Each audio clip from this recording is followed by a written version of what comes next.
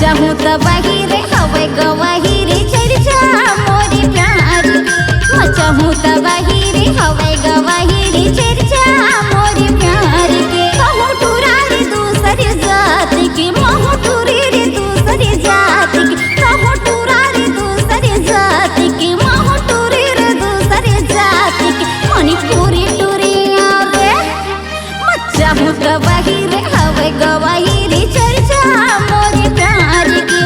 चाहूँ त बाहिर हवे गवाहिर चर्चा मोरी प्यार के।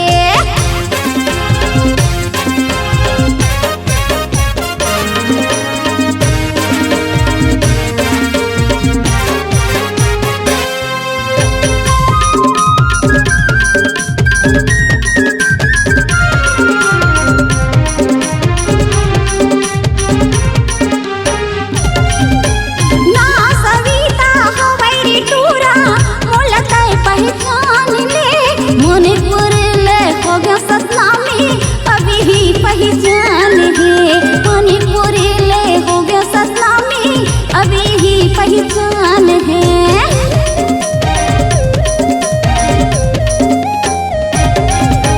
ना सविता हवैरी टूरा बोलता हाँ जान ले।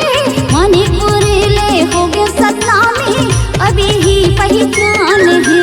मणिपुर सतनामी अभी ही पहचान है।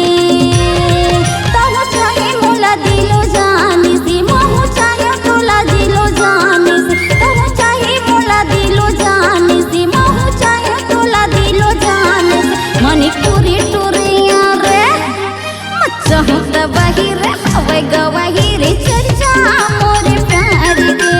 चाहूँ त बाहिर हवे गवाहिर चर्चा मोरे प्यार के।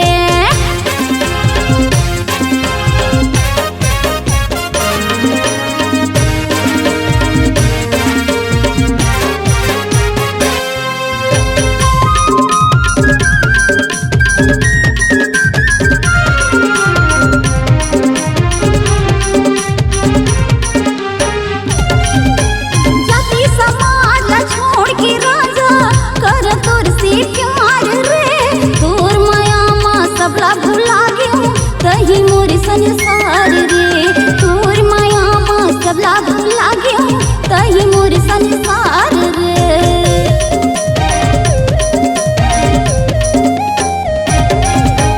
जाति समाज ला छोड़ के राजा कर तोर से प्यार रे।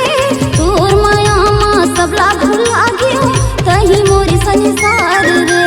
तोर माया माँ सबला भुला गयो तही मोर संसार रे।